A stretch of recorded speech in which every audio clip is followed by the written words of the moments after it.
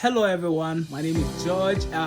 Today I am going to talk to you about how to find a job during the summer as an international student. I do understand this is something that is really very difficult for international students because you just come in and you are not really adjusted and you are supposed to find a job, you don't know how to do this. And so today I'm going to just share my whole process, and hopefully it gives you an idea of how you should go about your job search. So let's get started. Woo! Alright, so if you're in graduate school and you go through the whole academic cycle, there comes a summer break which is very long. Sometimes it takes 3 months, 4 months, and you are supposed to be rested. But what's very interesting in the US is that you're not rested. You're supposed to find a job, like get some job, and that job will hopefully you get some money, and then you come back to school. Hopefully you'll be able to fill the bills for so many things. And so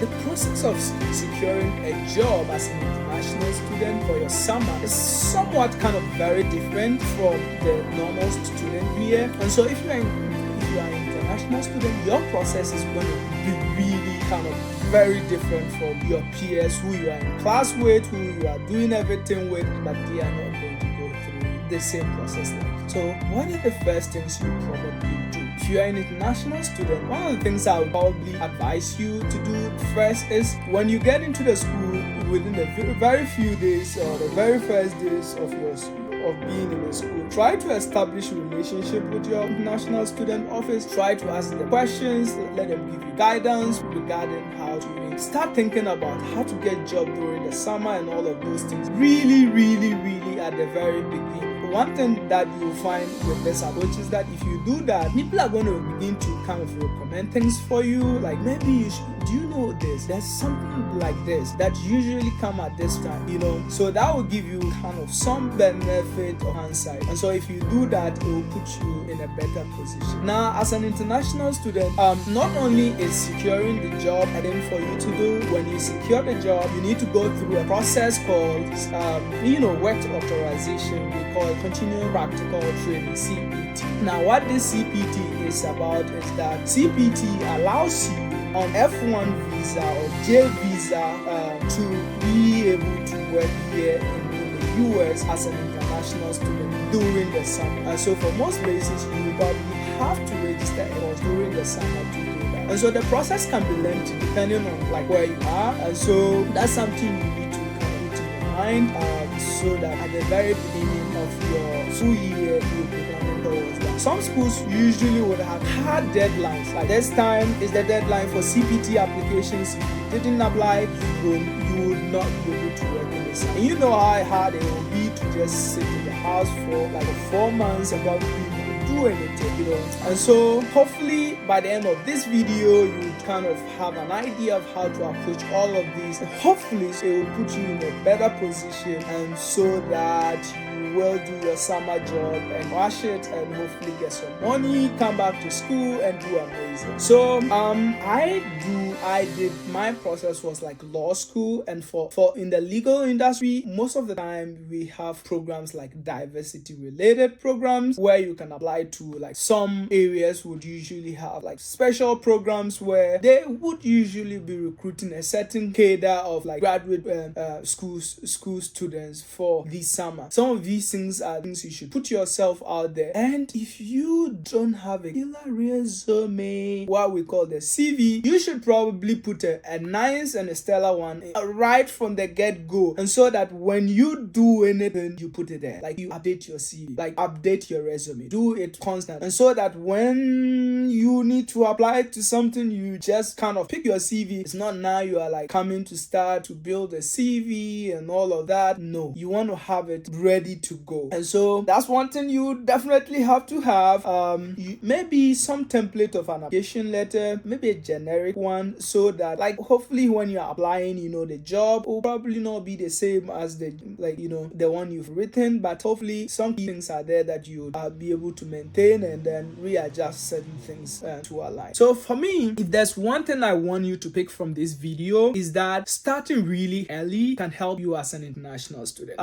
Because whilst your colleagues are not really bothering, they don't have deadlines regarding CPT. You probably might have one. And so if you have a deadline regarding CPT and you are there, you might get that job, but maybe it's not at the time where you can get your CPT, and that probably might hinder your chance of working. And if you don't know about this, as an international student, you cannot work outside of your campus. You can only do on-campus job. If you're working outside of campus, you need to seek approval, and that approval is what I'm telling you about, which is the CPT. And oftentimes your international student office is the one that handles this. And so if you come, first things first, try to establish connections, establish relationship with your professors. They can actually be very, very, very, very valuable resources for you. And because whatever field you are, they have been there. Most of them have practiced or have done some work in there. They know people. And so if you are able to kind of establish that relationship with professors, and like you show them your interest areas, like things you are interested in doing, oftentimes they will be able to recommend you for something. They'll be like, oh, have you considered this? Have you considered that? Something like that. But one thing we as international students can very often do is to keep to ourselves, and we'll be like, I'm not going to anybody. I'm not going to ask anybody for any help.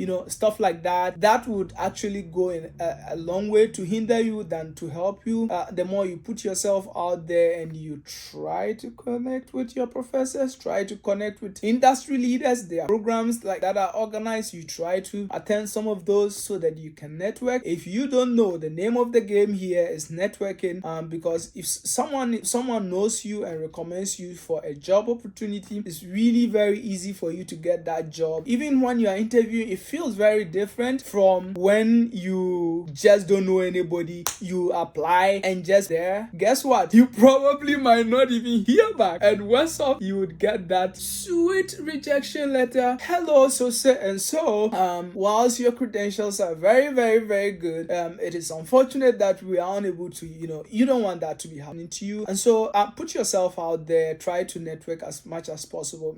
Remember, if you're in school, I will not say the main goal is to get a job, but one of the goals is to get some decent job, get you some income. And so why wouldn't you want to put yourself out there and get some job to be able to do, so that you get some good money during the summer? And so that's what I had to share with you. Just to rehash, try to connect as much as possible. If you get here, try to connect with your international students office. Know your deadlines for your CPT program, and apply as early as possible and get your CPT process done. And so that's what I have for you. Please like, subscribe, hit the notification bell, so that when I post the next wonderful content about study abroad as an international student, you will be the first to be notified. Thank you so much for showing me love.